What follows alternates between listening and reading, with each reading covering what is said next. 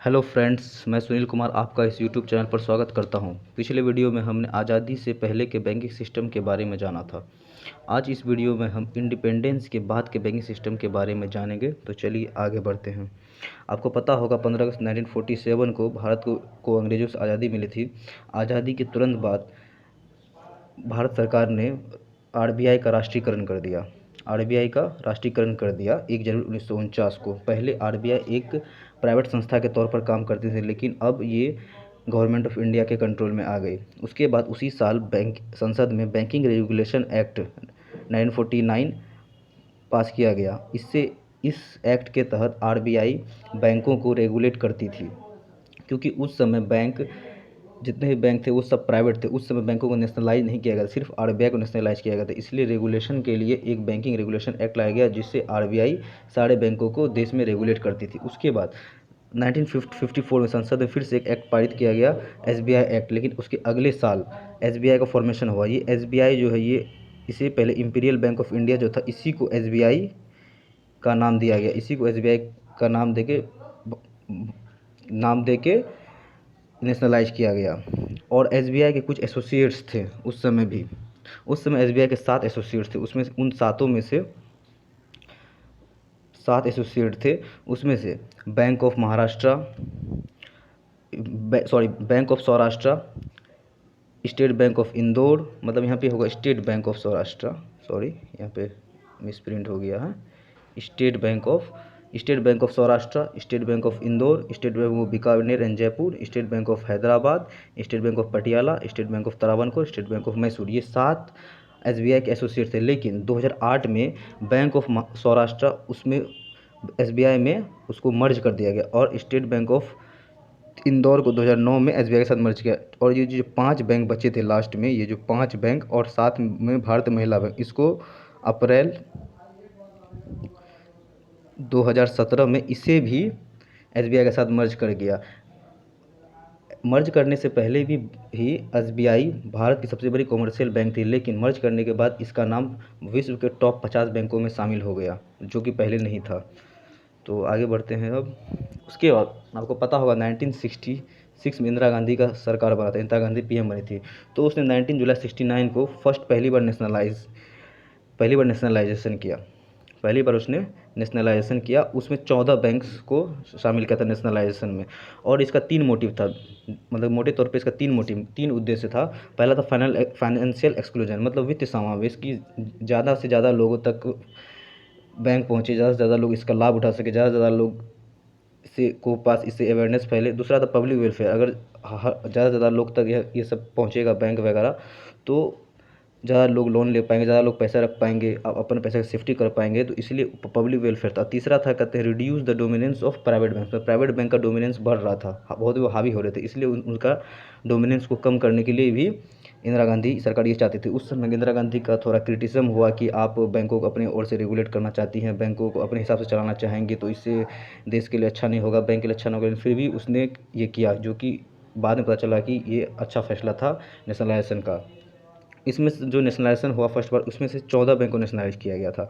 उन 14 बैंकों के नाम आप याद रखिए, कभी कभी पूछा जाता है उन बैंकों का नाम। एक है syndicate bank, central bank of India, ये पूरा लिस्ट है, कहते हैं 14 बैंकों के नाम के पूरा लिस्ट है तेरा। और लास्ट में 14वां होगा देना बैंक। 14वां होगा देना बैंक, 14वां है देना बैंक।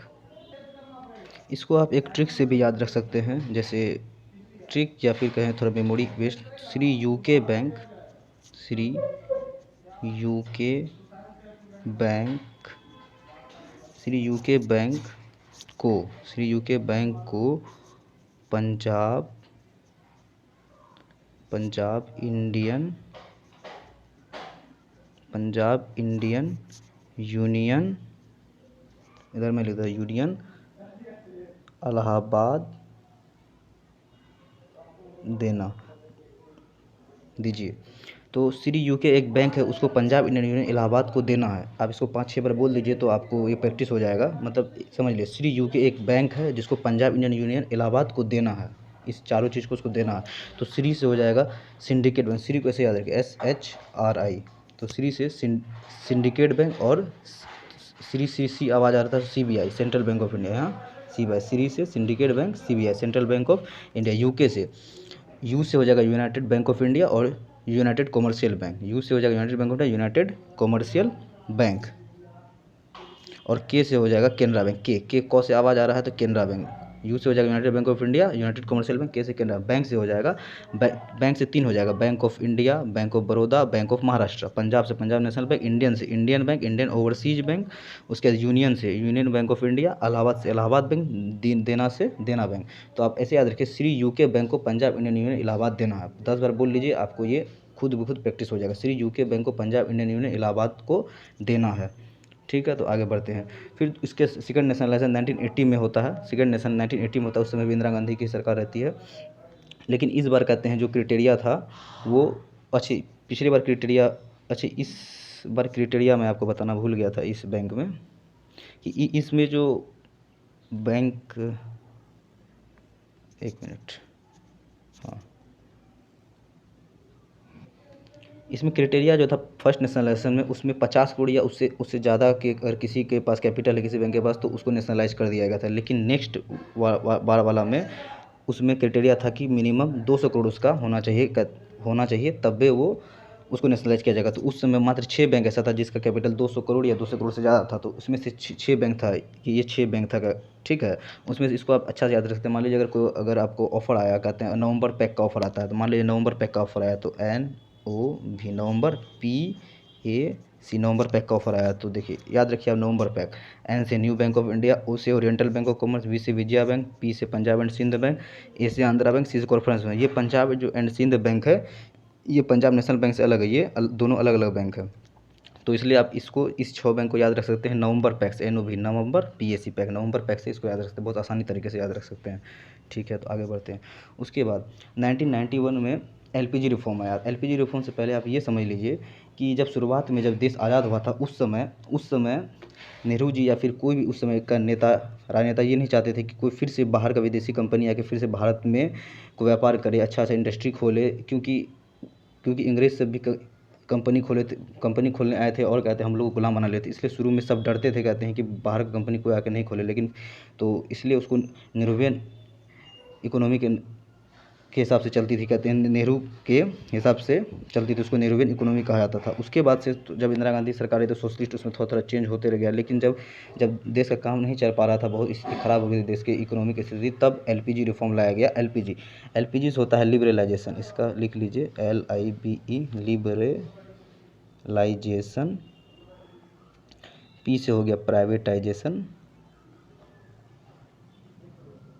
और G से हो गया ग्लोबलाइजेशन।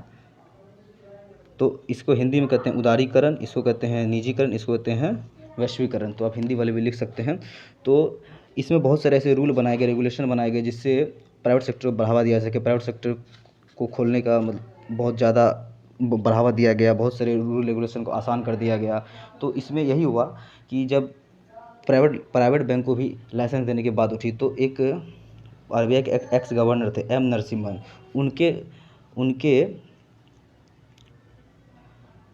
उनके अध्यक्षता में एक कमेटी बना, उसके चेयरमैनशिप M नरसिम्हन कमेटी जिसके नाम से आता है। वो टोटल 10 बैंक को बोले कि 10 बैंक को प्राइवेट बैंक को लाइसेंस दिया जाए। तो वो 10 बैंक का नाम ये थे, ICICI बैंक जो आप सुनते हैं, HDFC बैंक जो सबसे बड़ा प्राइवेट बैंक है, HDFC बैंक, UTI बैंक, हाँ UTI बैंक याद रखिए क्योंकि UTI बैंक को ही अब एक्सिस बैंक कहते हैं। 2007 में इसका नाम चेंज करके एक्सिस बैंक रखा गया था। SBI bank, IndusInd bank, DCB bank, global trust, हाँ ये अंतिम के जो 4 बैंक हैं, ग्लोबल ट्रस्ट बैंक, ये आपको नहीं देखेंगे क्योंकि ये सब एक दूसरे में मर्ज हो चुके हैं। जैसे देखिए ग्लोबल ट्रस्ट बैंक OBC और ओरिएंटल बैंक ऑफ कॉमर्स से मर्ज हो चुके हैं, और ये times bank, bank of Punjab और सेंचुरी बैंक ये अल्टीमेटली HDFC बैंक में मर्ज हो गए। क्यों, देखिए ना, बैंक ऑफ पंजाब पहले सेंचुरी बैंक में मर्ज हुआ, फिर सेंचुरी बैंक HDFC बैंक में मर्ज हुआ। इसका मतलब ये सब HDFC बैंक में मर्ज हुए, और ये टाइम्स बैंक पहले से HDFC बैंक में मर्ज हो गए। इसका मतलब अंतिम का जो 4 में से 3 पहले HDFC बैंक में मर्ज हो चुके हैं और एक ओरिएंटल बैंक ऑफ कॉमर्स में मर्ज हो गए। इसका मतलब ये शुरुआत के 6 ही आपको अभी दिख रहे होंगे। और ये सारे बैंक को एक क्वेश्चन आता है कि ये सारे बैंक को RBI के किस शेड्यूल में रखा गया। तो RBI के इस सारे बैंक को सेकेंड शेड्यूल में रखा गया है। फिर 1998 में फिर से फिर से लाइसेंस देने की बात आई तो फिर से 1998 में लाइसेंस देने के बाद फिर से एम नरसिम्हन साहब को बुलाया गया, कहते हैं फिर से उसकी अध्यक्षता में एक कमेटी बैठाया गया। इस बार सिर्फ 2 बैंकों को लाइसेंस मिला, एक था यस बैंक और दूसरा था कोटक महिंद्रा बैंक। एक यस बैंक,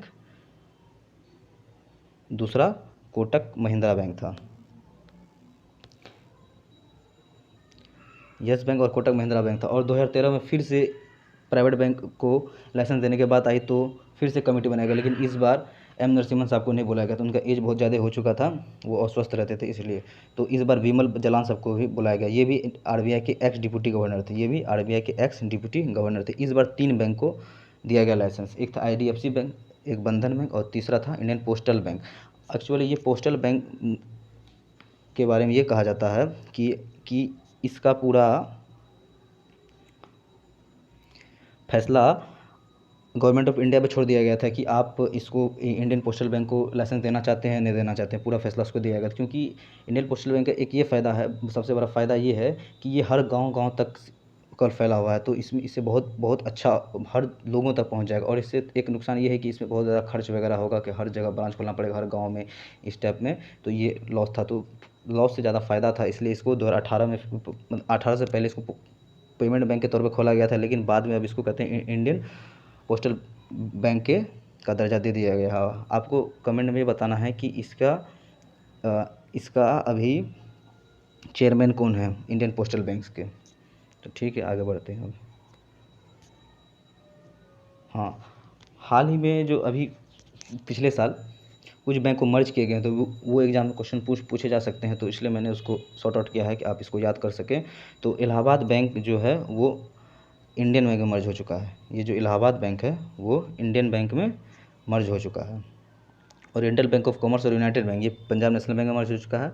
कॉर्पोरेशन बैंक और आंध्रा बैंक ये यूनाइटेड बैंक ऑफ इंडिया मर्ज हो चुका है। और सिंडिकेट बैंक कैनरा बैंक में मर्ज हुआ है। ये मर्ज 1 अप्रैल 2020 को हुआ है, ये मर्ज तो आप इसको याद रख सकते हैं क्योंकि ये पूछा जा सकता है, हाल ही में हुआ है। तो अभी टोटल 12 पब्लिक सेक्टर बैंक बचे हैं एसबीआई को लगा के, मतलब 11 नेशनलाइज और 1 पब्लिक सेक्टर बैंक टोटल अभी हैं।